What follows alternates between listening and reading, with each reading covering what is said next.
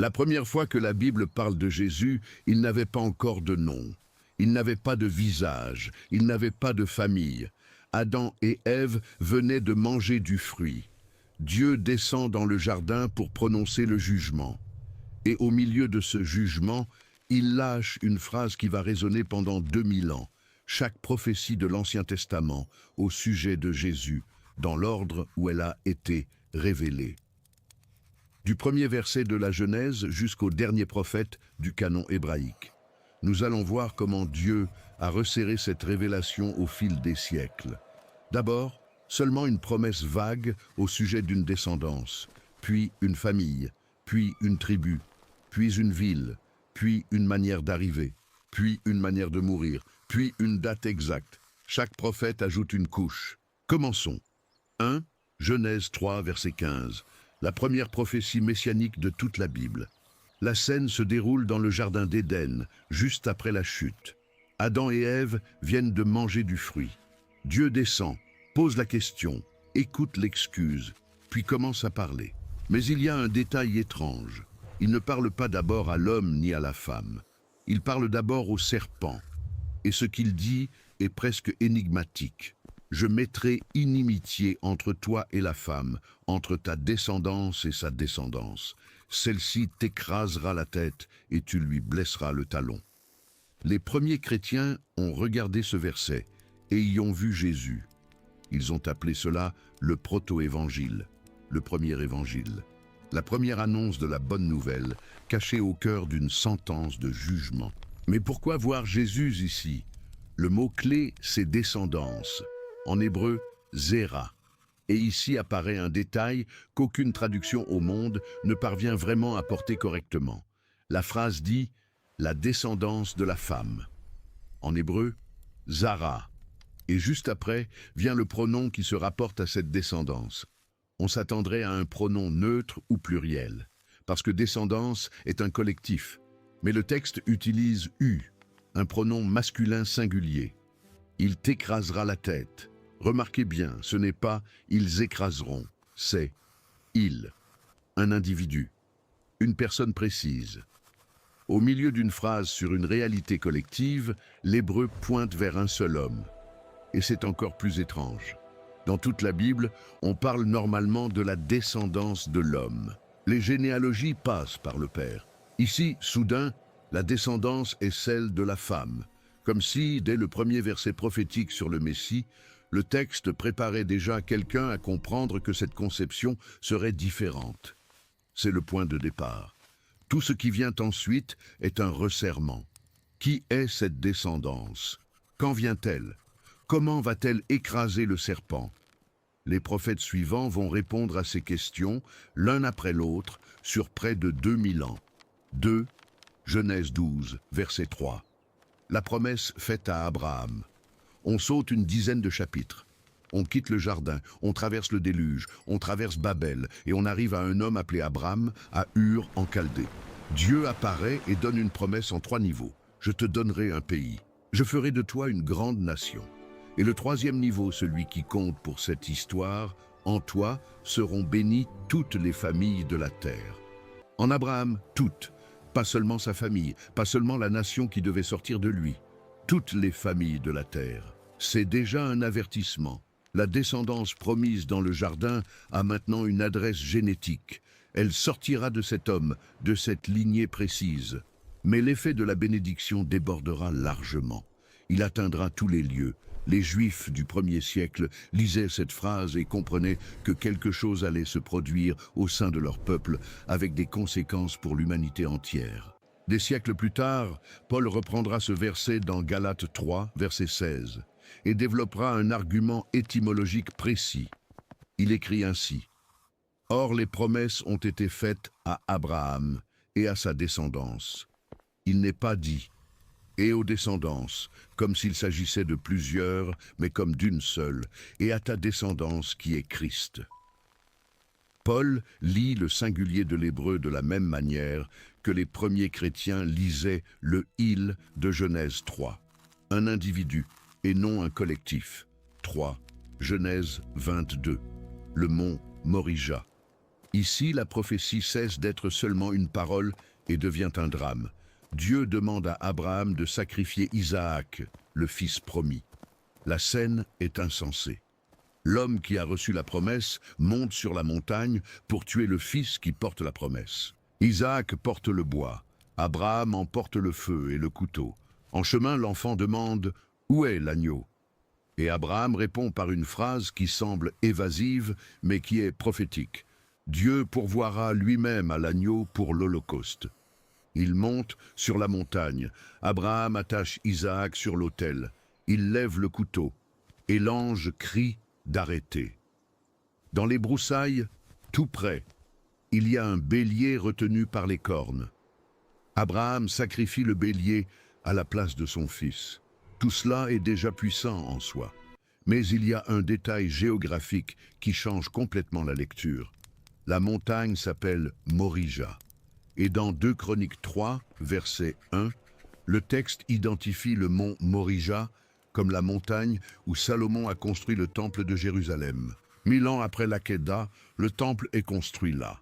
Et sur cette même chaîne de collines, 1000 ans plus tard encore, Jésus porte une croix en montant la même pente. Un fils porte le bois sur le chemin. Le Père est prêt à livrer. Un substitut meurt à sa place.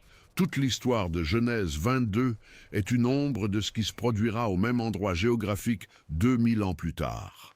Les premiers chrétiens ont immédiatement vu ce parallèle. C'est l'un des plus anciens de la tradition d'interprétation de l'Église. 4. Genèse 49, verset 10. La bénédiction de Jacob sur Juda. Jacob est en train de mourir. Il rassemble ses 12 fils et donne une bénédiction prophétique à chacun. Quand il arrive à Juda, il prononce une phrase énigmatique.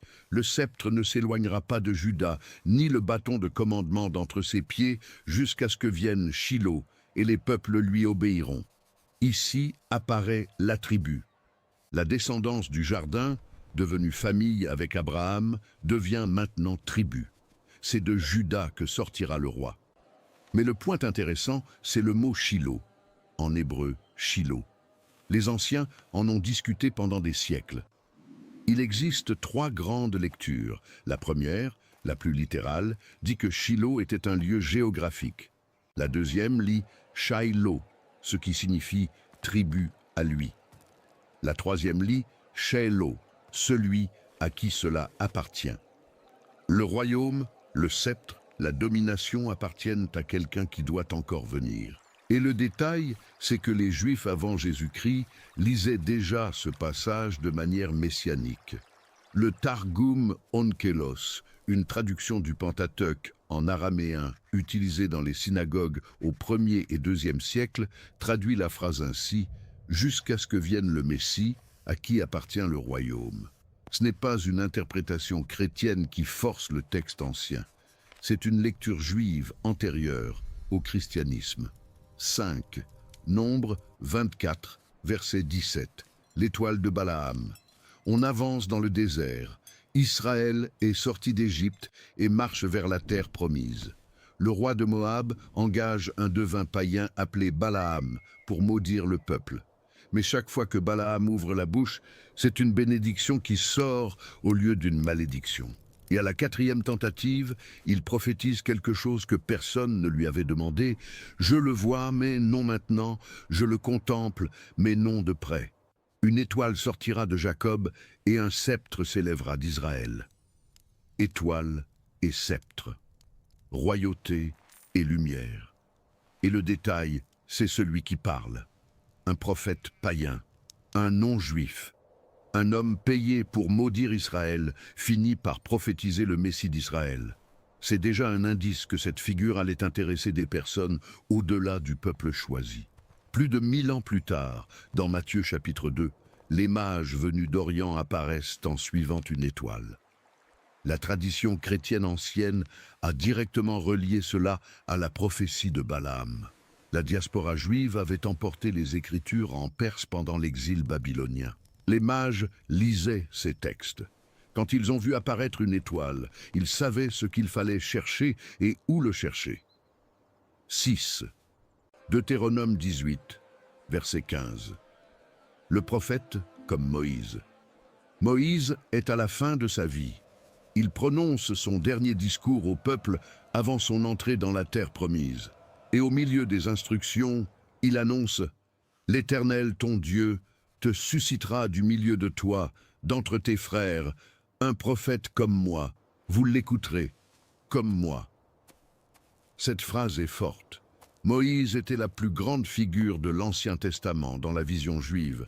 Il a fait sortir le peuple d'Égypte. Il a reçu la Torah au Sinaï. Il parlait avec Dieu face à face. Et il dit qu'un autre viendra, semblable à lui. Les Juifs ont attendu ce prophète pendant des siècles. Quand Jean-Baptiste commence à prêcher, dans Jean chapitre 1, verset 21, on lui demande « Es-tu le prophète ?» Ce n'était pas n'importe quel prophète. C'était le prophète, celui de la promesse de Moïse. Il savait exactement de quoi il parlait. Après la résurrection, Pierre prêchera dans Acte 3, verset 22, en citant cette prophétie exacte et en identifiant Jésus comme ce prophète. Étienne fait le même lien dans Acte 7.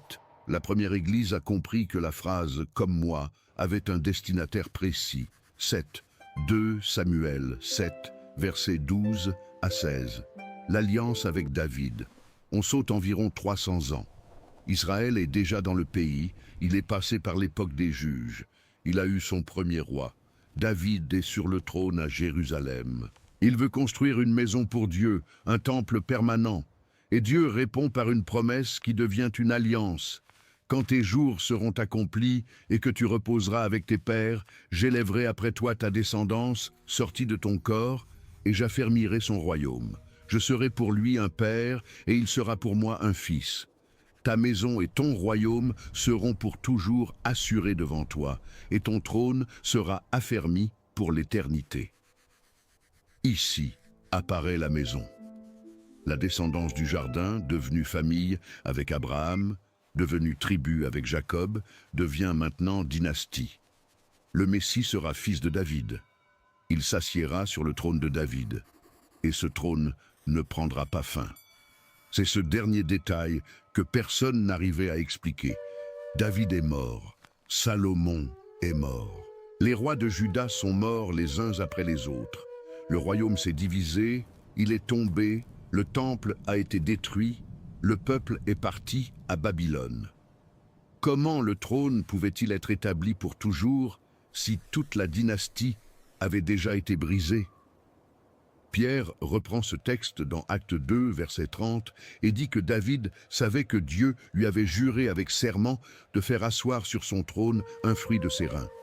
Pour Pierre, l'alliance davidique n'a de sens qu'avec la résurrection. Un descendant de David doit être vivant pour régner éternellement. Sinon, la promesse est morte avec la dynastie. 8. Psaume 2. Tu es mon fils, je t'ai engendré aujourd'hui. David compose. Les psaumes messianiques commencent ici, et le psaume 2 donne le coup d'envoi. La scène du psaume est une rébellion des rois de la terre contre Dieu et contre son oint. Le mot oint, en hébreu, est Mashiach. C'est de là que vient notre mot Messie, et la version grecque du même mot est Christos. C'est de là que vient Christ. Les deux titres signifient exactement la même chose. Celui qui a été oint d'huile, consacré pour une fonction. Et au milieu de la scène, Dieu parle à cette ointe et dit « Tu es mon fils, je t'ai engendré aujourd'hui ». Une phrase qui résonnera des siècles plus tard lors du baptême de Jésus, dans Matthieu 3, verset 17. Quand la voix venue du ciel dit « Celui-ci est mon fils bien-aimé, en qui j'ai mis toute mon affection ». Les deux textes dialoguent. Celui qui entend la voix au baptême en connaissant le psaume 2 comprend immédiatement ce qui se passe. L'ointe du psaume 2 vient d'être reconnue publiquement par le Père. Et le psaume 2 se termine encore par une phrase que beaucoup de gens survolent. Embrassez le Fils, de peur qu'il ne s'irrite et que vous ne périssiez. Honorez le Fils, reconnaissez le Fils. David, presque 1000 ans avant Jésus, parle d'un Fils de Dieu qui doit être reconnu par les rois des nations. 9. Psaume 16, verset 10. Tu n'abandonneras pas mon âme au séjour des morts. David encore. Un autre psaume, mais cette fois, il écrit une phrase qui, lue attentivement, ne peut pas s'appliquer à lui-même. La phrase est « Tu n'abandonneras pas mon âme au Sheol et tu ne permettras pas que ton sein voie la corruption ». Sheol est le nom hébreu du séjour des morts. Et la corruption, dans ce contexte, c'est la décomposition du corps dans le tombeau. Mais David est mort.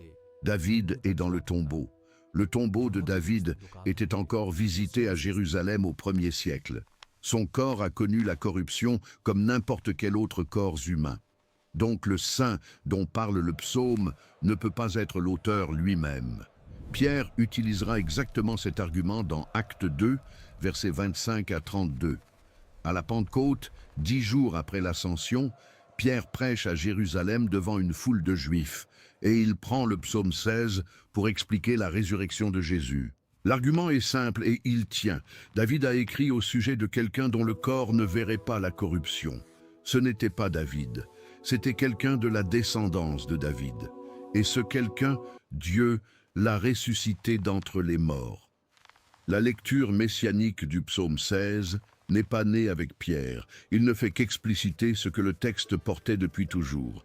Et ici s'achève la première phase de la révélation messianique, de la Genèse à David, du jardin au trône. Chaque prophète a ajouté une couche, la descendance, la famille, la tribu, la maison, la manière de régner. Et maintenant, avec David, l'idée commence à apparaître plus nettement. Loïnt va mourir, mais il ne restera pas mort. La dynastie sera préservée par quelqu'un qui traverse le tombeau. La phase suivante commence avec les prophètes écrivains. Ésaïe, Michée, Jérémie, Ézéchiel, Daniel, Zacharie et Malachie vont reprendre cette silhouette et dessiner le visage. La Vierge qui enfante, la ville exacte où il naît, la date fixée, la manière de mourir, l'argent qui sera payé, le lieu d'où l'on regardera vers lui après sa mort. C'est ce qui vient dans la deuxième partie. 10, Ésaïe 7, verset 14, le signe de la Vierge. 700 ans avant Jésus-Christ. Le royaume de Juda est en danger. 2 royaumes voisins se sont alliés pour envahir Jérusalem. Le roi Achaz, de la lignée de David, est terrifié. Ésaïe apparaît avec un message. Il demande à Achaz de demander un signe à Dieu. Achaz se donne des airs pieux et refuse. Ésaïe répond presque avec irritation. C'est pourquoi le Seigneur lui-même vous donnera un signe. Voici, la Vierge concevra, elle enfantera un fils, et elle lui donnera le nom d'Emmanuel. Il y a ici un mot hébreu qui a fait couler beaucoup d'encre pendant des siècles. Alma. En hébreu, Alma désigne une jeune femme en âge de se marier, vierge dans la culture de l'époque. Certains disent qu'il aurait fallu employer Bethoula, un terme plus explicite. Mais la version grecque de l'Ancien Testament, la Septante, traduite par des Juifs à Alexandrie 200 ans avant Jésus-Christ, a choisi le mot parthénos. Et parthénos signifie vierge au sens technique, sans ambiguïté. Remarquez cela. Des Juifs, des siècles avant la naissance de Jésus, ont traduit Alma par parthénos. Ce n'est pas un chrétien venu plus tard qui force le texte, c'était leur lecture naturelle. Matthieu, au chapitre 1, verset 23, citera précisément cette phrase en grec lorsqu'il expliquera la naissance virginale. Et le nom Emmanuel est le détail qui scelle le tout. En hébreu, Immanuel. Immanu signifie « avec nous ». Elle signifie Dieu, Dieu avec nous. Le nom annonce que cet enfant n'est pas seulement prophète, ni seulement roi. Il est la présence divine qui marche au milieu du peuple. 11. Ésaïe 9, versets 6 et 7. Les noms de l'enfant, même prophète, 2 chapitres plus loin. Ésaïe revient sur le thème et énumère maintenant les noms que cet enfant portera. Car un enfant nous est né, un fils nous est donné. La domination reposera sur son épaule et on l'appellera admirable conseiller, Dieu puissant, Père éternel, Prince de la paix. Regardez cette liste. Admirable conseiller. D'accord, c'est un titre humain possible. Prince de la paix, cela passe aussi. Mais Dieu puissant, en hébreu, El Gibor. Le même El que dans Emmanuel. Le même El que dans les noms les plus anciens de Dieu dans la Bible. Et Père éternel, Avi, Ad. Père du temps sans fin. Ce ne sont pas des titres qu'un roi humain porte dans la tradition hébraïque.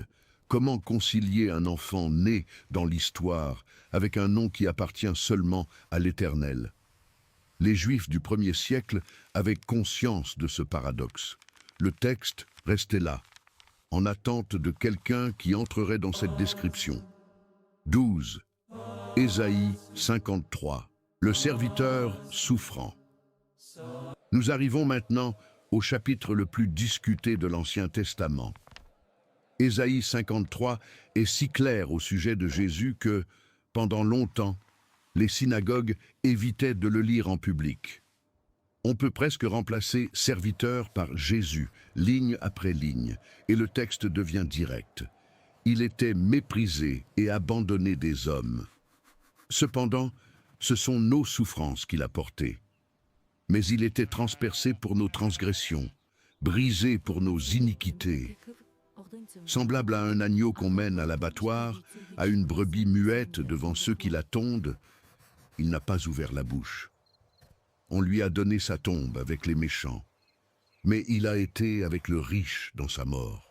Ce dernier verset est d'une précision stupéfiante. 7 siècles auparavant, Ésaïe dit que le serviteur serait enterré parmi les riches après avoir été exécuté comme un criminel. Comment cela, enseveli avec les méchants, mais dans le tombeau d'un riche? Dans Matthieu 27, verset 57, Joseph d'Arimathée, un homme riche, demande le corps de Jésus et le place dans son propre tombeau neuf. Il a reçu sa sépulture avec les méchants, parce qu'il a été crucifié entre 2 brigands. Mais il a été avec le riche dans sa mort, parce qu'il a été enterré dans le tombeau d'un homme riche. Et le chapitre continue. Après avoir livré son âme en sacrifice pour le péché, il verra une descendance, il prolongera ses jours. Le serviteur meurt, puis il prolonge ses jours, il meurt, puis il vit. Ésaïe pointe vers la même chose que David avait murmuré dans le psaume 16. Cette ointe traverse la mort. 13. Michée 5, verset 2. La ville, contemporain d'Ésaïe, même 8e siècle avant Jésus-Christ.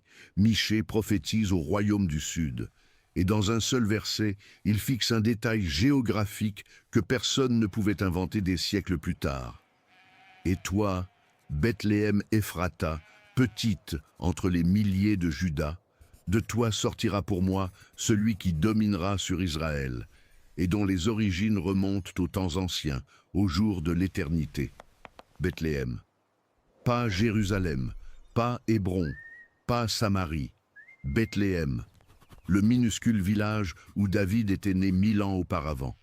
C'est de là que sortira le gouvernant. Et regardez la fin du verset, dont les origines remontent aux temps anciens, au jour de l'éternité. En hébreu, mi-mei olam, depuis les jours du temps sans fin. Une fois encore, l'étrangeté apparaît. Un gouvernant qui naît à une date précise, dans un lieu précis, mais dont les origines sont éternelles. Le texte ne cherche pas à résoudre le paradoxe. Il l'annonce simplement. Quand Hérode, dans Matthieu 2, demande au prêtre où le Messie devait naître, il cite Michée sans hésiter. Bethléem. Les scribes du 1er siècle lisaient déjà le verset de cette manière. Ce n'était pas une nouveauté chrétienne, c'était une lecture commune. 14. Jérémie 23 et Jérémie 31. Le germe et la nouvelle alliance. Un siècle de plus passe. Jérusalem est sur le point de tomber devant Babylone. Jérémie prêche dans une ville condamnée, et au milieu de l'annonce du désastre, il lance une promesse. Voici, les jours viennent où je susciterai à David un germe juste. Il régnera en roi et agira avec sagesse. Germe, en hébreu tsemak, une pousse, une branche nouvelle. L'image est précise. L'arbre de David sera coupé presque jusqu'au sol. Le royaume tombera. La lignée royale disparaîtra de la scène. Mais de la souche jaillira un germe, un descendant qui apparaîtra au moment où plus personne ne l'attendait. Et le nom de ce germe, dans le verset suivant, est Yahweh, notre justice. Encore une fois, un fils de David qui porte le nom divin. Encore une fois, le texte ancien pousse les limites de ce qui semblait possible. Jérémie revient sur ce thème au chapitre 31, Et là, il annonce quelque chose d'encore plus grand, une alliance nouvelle. Non comme l'alliance que j'ai conclue avec leur père. Ce sera autre chose. Elle ne sera pas écrite sur des tables de pierre, mais dans le cœur. Qui en sera le médiateur? Jérémie ne le dit pas. Il annonce seulement qu'elle vient. Jésus, dans la nuit du dernier repas, lève la coupe et dit « Cette coupe est la nouvelle alliance en mon sang ». La phrase de Jérémie reçoit enfin son médiateur. 15. Ézéchiel 34. Le berger unique. Ézéchiel est en exil, à Babylone, avec le peuple déporté. Il reçoit une prophétie contre les bergers corrompus d'Israël, les dirigeants qui ont abandonné le troupeau. À la fin du chapitre, Dieu promet de les remplacer tous. J'établirai sur elles un seul berger, qui les fera paître, mon serviteur David. Il les fera paître et il sera leur berger. Regardez ce qui est dit. David, mort près de 500 ans avant Ézéchiel, fera paître le peuple. Comment? Les Juifs ont compris qu'Ézéchiel ne promettait pas le retour du David historique. Il promettait un descendant de David qui porterait le nom et la fonction de son ancêtre. Un fils de David qui serait lui-même appelé David. Et lorsque Jésus, dans Jean 10, verset 11, dit « Je suis le bon berger », le bon berger donne sa vie pour ses brebis, les auditeurs qui connaissaient Ézéchiel entendent l'écho. Le fils de David promet d'être le berger unique. 16. Daniel 7, versets 13 et 14. Le fils de l'homme. Daniel aussi est en exil. Il reçoit une vision. Il voit 4 animaux sortir de la mer, représentant 4 empires. Et au sommet de la vision apparaît quelqu'un de différent. Voici, sur les nuées du ciel, arriva quelqu'un de semblable à un fils de l'homme. Il s'avança vers l'Ancien des jours. On lui donna la domination, la gloire et le règne, afin que tous les peuples, les nations et les langues le servent.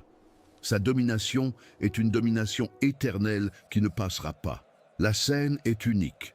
Un homme arrive jusqu'au trône céleste sur les nuées. Il reçoit le culte éternel de toutes les nations. C'est un vocabulaire réservé à Dieu dans la Bible hébraïque. Et ce qui est étrange, c'est le titre, « Fils de l'homme ». Une expression qui signifie normalement être humain. Pourquoi un être humain reçoit-il ce que seul Dieu reçoit? Quand Jésus est jugé par Caïphe, dans Marc 14, le grand prêtre demande « Es-tu le Christ, le Fils du béni ?» Jésus répond « Je le suis. Et vous verrez le Fils de l'homme assis à la droite de la puissance et venant sur les nuées du ciel. » Caïphe déchire ses vêtements.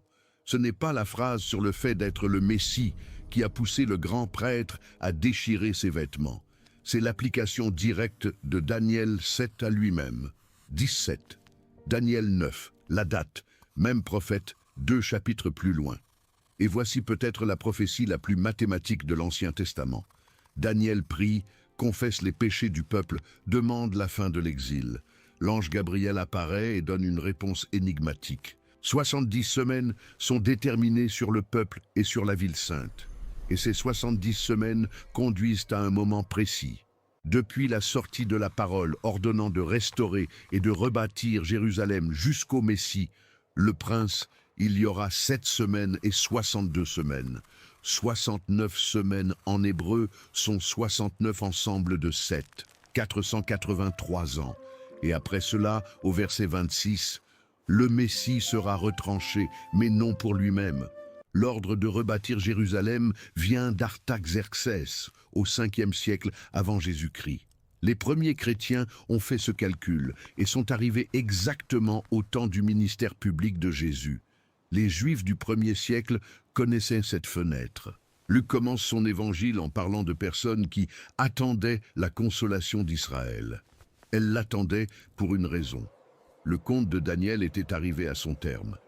18. Zacharie 9, verset 9. Le roi sur l'ânon. Zacharie prophétise après l'exil lorsque le peuple reconstruit Jérusalem. Il décrit l'entrée du roi dans la ville. « Réjouis-toi grandement, fille de Sion. Voici, ton roi vient à toi, juste et victorieux, humble et monté sur un âne, sur un ânon, le petit d'une ânesse. » Regardez ce détail. Dans l'ancien Proche-Orient, les rois entraient dans les villes montés sur des chevaux de guerre. Le cheval est un symbole d'armée et de conquête. L'âne est un symbole de paix, d'arrivée humble. Zacharie décrit un roi qui arrive comme un vainqueur, mais avec l'attitude de celui qui vient faire la paix. Le dimanche des Rameaux, dans Matthieu 21, Jésus demande un ânon. Il entre à Jérusalem monté dessus. Le peuple crie « Hosanna ». L'évangéliste cite volontairement Zacharie 9. Ce n'est pas une coïncidence. C'est un accomplissement délibéré. 19, Zacharie 11 et 12. Les 30 pièces et celui qui est transpercé. Même prophète, 2 chapitres plus loin. Zacharie accomplit une mise en scène symbolique. Il représente un berger que le peuple rejette. Et le salaire qu'on lui offre pour son travail est de 30 pièces d'argent. Le prophète prend l'argent et le jette dans le temple, au potier, comme le dit le texte. 30 pièces d'argent dans la loi de Moïse était le prix d'un esclave tué par le bœuf de quelqu'un. Exode 21. C'est le prix de la vie d'un serviteur. Zacharie décrit le berger d'Israël évalué au prix d'un esclave. Matthieu, au chapitre 27, boucle le cycle. Judas reçoit 30 pièces d'argent pour livrer Jésus. Puis, pris de remords, il jette l'argent dans le temple. Les prêtres prennent l'argent et achètent le champ du potier. Chaque détail de la mise en scène de Zacharie s'emboîte dans la trahison. Le prix, le lieu, la destination de l'argent. Et au chapitre 12, verset 10, Dieu parle à la première personne. « Ils regarderont vers moi, celui qu'ils ont transpercé. » Le détail grammatical est violent. Celui qui parle est Dieu lui-même. Et il dit que le peuple regardera vers lui après l'avoir percé. Comment Dieu lui-même peut-il être percé? Jean, au chapitre 19 de son évangile, après la crucifixion, écrit « Et une autre écriture dit « Ils regarderont celui qu'ils ont transpercé ». Le passage est cité intentionnellement. 20. Malachie 3, verset 1. Le messager. Dernier prophète du canon hébraïque. 400 ans avant Jésus-Christ. Après lui, silence prophétique jusqu'à Jean-Baptiste. Et la dernière prophétie de l'écriture hébraïque concerne justement le précurseur du Messie. « Voici, j'envoie mon messager. Il préparera le chemin devant moi. Et soudain entrera dans son temple le Seigneur que vous cherchez. » Et au chapitre 4, verset 5, Malachie ajoute un détail. « Voici, je vous enverrai le prophète Élie avant que vienne le grand et redoutable jour de l'Éternel. » Un Élie avant le Messie. Les Juifs du 1er siècle s'attendaient à ce qu'Élie revienne littéralement. Quand Jean-Baptiste commence à prêcher dans le désert, vêtu de peau, mangeant des sauterelles, il demande s'il est Élie. Jésus lui-même, dans Matthieu 11, verset 14, dit aux disciples, « Si vous voulez l'admettre, c'est lui, l'Élie, qui devait venir. » La dernière prophétie de l'Ancien Testament et la première figure publique du Nouveau s'emboîtent exactement. Et ici s'achève la galerie, du jardin à Malachie. D'Adam et Ève, regardant le serpent jusqu'à Jean-Baptiste prêchant dans le Jourdain. Près de 2000 ans de resserrement. Regardez ce qui s'est passé. Au commencement, dans Genèse 3, seulement une ombre, une descendance, indéfinie, anonyme, lointaine, puis une famille, puis une tribu, puis une maison royale, puis une ville, puis une manière d'arriver, puis une manière de mourir, puis une date calculable, puis le prix exact de la trahison, puis le nom du précurseur. À chaque siècle, une couche de plus. À chaque prophète, un détail supplémentaire que personne ne pouvait inventer ensuite sans être contredit par des documents plus anciens. Et ce que personne n'arrivait à comprendre, en lisant ces prophéties séparément, c'était comment elles pourraient tenir en une seule personne. Un Messie descendant de David, mais qui est aussi Dieu puissant, qui naît dans une ville précise, mais dont les origines sont éternelles, qui règne sur un trône qui dure pour toujours, mais qui est retranché avant l'heure, qui meurt comme un esclave, mais qui est enterré comme un roi, qui est transpercé par le peuple, mais qui est Dieu lui-même regardé après coup. Comment ces pièces pourraient-elles entrer dans le même puzzle? David savait une chose. Ésaïe en savait une autre. Daniel en savait une autre. Zacharie en savait une autre. Aucun d'eux ne voyait le tableau entier. Ils ajoutaient ligne après ligne sans bien comprendre ce qu'ils dessinaient ensemble. Et le tableau n'est devenu visible qu'après que quelqu'un est entré à Jérusalem sur un ânon, a été vendu pour 30 pièces, a été transpercé sur un bois, a été enseveli dans le tombeau d'un homme riche, puis, 3 jours plus tard, est ressuscité sans que son corps voie la corruption, exactement comme David l'avait écrit dans le psaume 16. L'Ancien Testament n'annonce pas une idée abstraite. Il annonce une personne. Il n'annonce pas un modèle moral. Il annonce une figure précise qui accomplira chaque détail que les prophètes ont dispersé à travers les siècles. Et quand on lit ces textes dans l'ordre où ils ont été écrits, en voyant comment ils resserrent peu à peu l'étau autour d'une seule personne, il devient difficile de croire que tout cela soit une coïncidence. Il y a trop de motifs, trop de précisions, trop de récits cousus à travers les millénaires. Si cette vidéo t'a aidé à voir cette couture qui traverse l'Ancien Testament, partage-la avec quelqu'un qui aimera voir tout cela relié. Mets un like juste en dessous et abonne-toi à la chaîne si ce n'est pas encore fait. On se retrouve dans la prochaine.